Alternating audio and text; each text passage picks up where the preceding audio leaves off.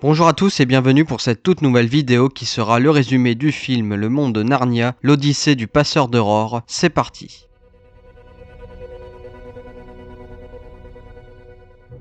Lucy et Edmund Pevensie vivent temporairement chez leur cousin Eustache, un garçon prétentieux, rationnel et désagréable qui ne croit pas aux histoires de Narnia. Un jour, en observant un tableau représentant un navire en mer, celui-ci prend vie. Une vague sort littéralement de la toile et les transporte tous les trois dans l'océan de Narnia. Ils sont récupérés par le navire royal, le Passeur d'Aurore, commandé par le roi Caspian.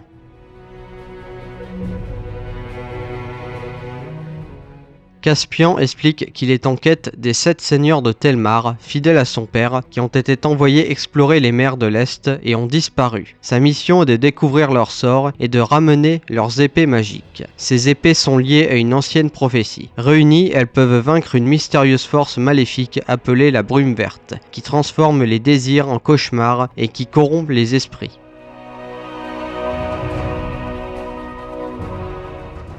Le voyage est semé d'épreuves.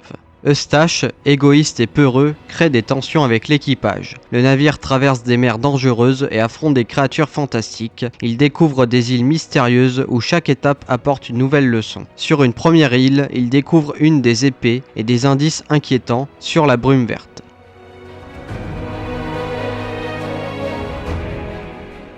Sur une île remplie de trésors, Eustache, obsédé par l'or, est transformé en dragon à cause de sa cupidité. Cette transformation symbolise sa nature égoïste. Isolé et souffrant, il réalise ses erreurs. Grâce à l'intervention d'Aslan, le lion divin de Narnia, il retrouve sa forme humaine, changée intérieurement. Après cet événement, Eustache devient plus courageux, humble et loyal.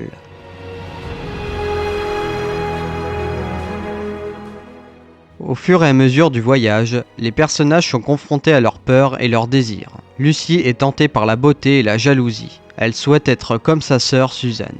Edmund lutte contre ses anciennes faiblesses et son désir de pouvoir. Caspian est tenté par la vengeance et l'orgueil. La Brume Verte exploite ses failles pour les manipuler et les diviser.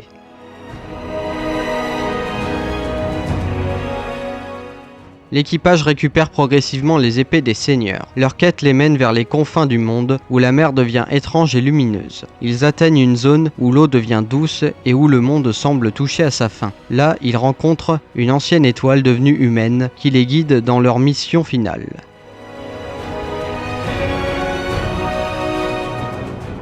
Pour vaincre la Brume Verte, ils doivent déposer les 7 épées sur la table d'Aslan. Une bataille symbolique et spirituelle s'engage contre les ténèbres. Eustache joue un rôle clé en surmontant sa peur, Lucy résiste à ses illusions et l'ensemble du groupe unit ses forces. Grâce à leur courage et à leur foi, la Brume Verte est détruite.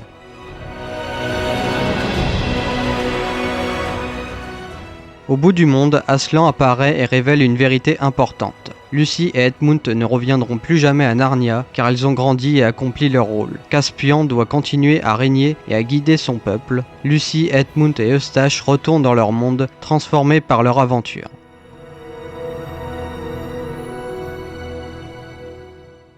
Le voyage du Passeur d'Aurore est autant une exploration physique qu'un voyage intérieur. Chaque personnage affronte ses faiblesses et évolue. Eustache en particulier passe de garçon insupportable à véritable héros, tandis que Lucy et Edmund atteignent une forme de maturité qui marque la fin de leur lien avec Narnia. Et voilà, c'était tout pour cette vidéo, j'espère que vous avez apprécié. Si c'est le cas, n'hésitez pas à partager, commenter, liker la vidéo, ça fait toujours plaisir. N'hésitez pas également à vous abonner si cela n'est pas encore fait. Sur ce, je vous dis à très vite pour de prochaines vidéos. Ciao!